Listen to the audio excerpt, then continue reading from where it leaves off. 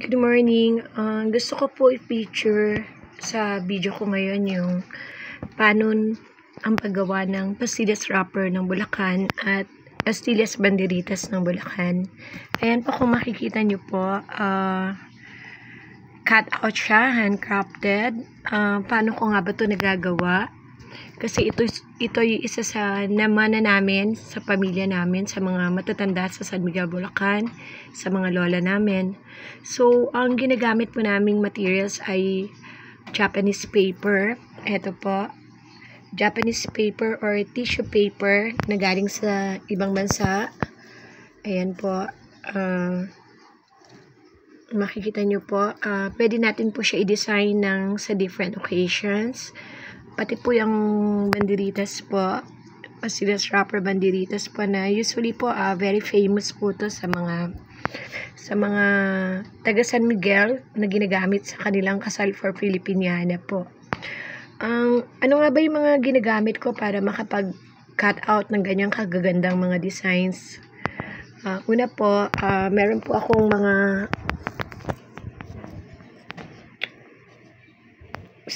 art scissor po na iba-ibang klase po, iba-ibang tulis, at iba-ibang kapal po. Ayan po. Kung makikita po ninyo. Tapos po, syempre, gumagawa po ako ng different pattern po.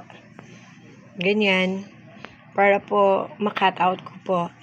At syempre, kamukha nung sinabi ko kanina, meron po tayong tissue paper or Japanese paper po. Stapler. At ayan po. Ayan po yung mga Japanese paper. Usually, you can buy it anywhere in art store like in National Bookstore. Ayan po. This one. So, madami po akong mga tissue paper po para gawing different kind of wrapper. Yung design po, depende po kung saan gagamitin occasion, kung birthday, wedding, usually ganun po. So,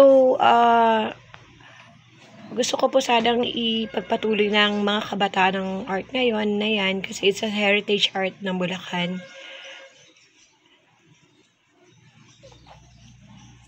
Sana maituro pa din sa eskwelahan ang paggawa ng pastillas wrapper ng Bulacan and pastillas banderitas. Yun lang po. Salamat po.